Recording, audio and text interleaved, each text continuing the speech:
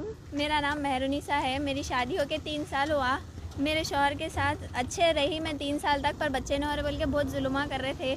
दवाखानों में बताया, बड़े बड़े इलाजा कराए, डॉक्टर्स बोले भी ये सब इलाजा नहीं कराना, इनकी जान पे बात आती, कैंसर हो जाता बोले। फिर भी उन्होंने सुने, डॉक्टर्स के पास ट्रीटमेंट कराया, डॉक्टर्स बातें कर रहे तो भी नहीं, झूठे बातें आप दिल से लगा के बोल रहे बोले। और ये सब फिर भी मैं सहरी थी, पर उनके भाई गलत नज़र डाले। एक भाई जिसका नाम सैयद नियाजुद्दीन है, उन्होंने तो 1 साल पहले घर पे आना, हाथ पकड़ना, गलीस नज़रों से देखना, अपने साथ चलो बोलना, गाड़ी पे चलो, बैठ के मैं लेके जाता हूँ आपको, दवाखाने को लेके जाता हूँ, ये सब बोले।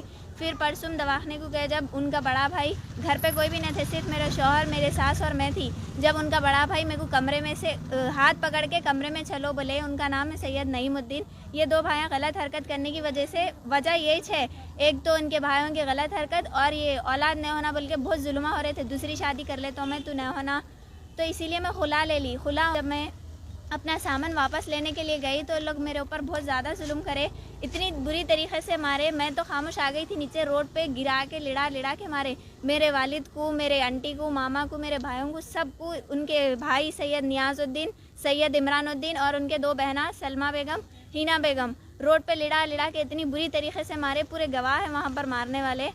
मार खा के मैं बेहोश हो गई थी, यहाँ पर आई थी, अब हॉस्पिटल जाके दवा लेके अब मैं आपको बयान दे रही हूँ ये सब चीज़ों का। 2021 2 नवंबर।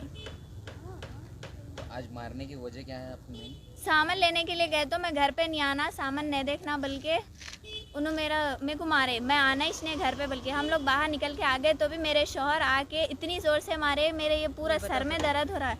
ये है मेरे शौहर। आप जब कंप्लेन दिए, आप सामान लेने जा रहे थे तो कंप्लेन दिए थे पीएस में लेने जा रहे बोलकर? नहीं, हम लोग लड़ना चाह रहे नहीं थे, जाके खामोशी से सामान लेने के लिए गए। उन लोग ये सब शुरू करे। काजी साहब के पास कल खुला हुआ, काजी साहब बोले कि जाइए आप लोग सामान सीधी तरह से ले लीजिए। उन लोग दे देते, बोले भी हम लोग के सामने कल, पर आज घर को जाके देखे तक वहाँ पर कोई सामान मौजूद ही नहीं है वहाँ पर। हम लोग इसलिए फिर वापस निकल के आ रहे थे, पीएस से जाएंगे बोल के, तो भी उन लोग ऐसा मार तोड़ रोड पेच करे। अब आके यहाँ पर मैं कंप्लेन लिखाई शादीबंडा पीएस में। कितने जने जख्मी हुए?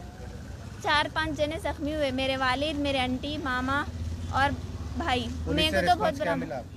पुलिस एमएलसी के लिए भी जाए वहाँ पर। अब हॉस्पिटल जाके आने के बाद केस होने वाला। किस चीज़ से करे आप लोग? हाथों से ही मारे, रोड पे गिरा के उनके बहन और मेरे शौहर।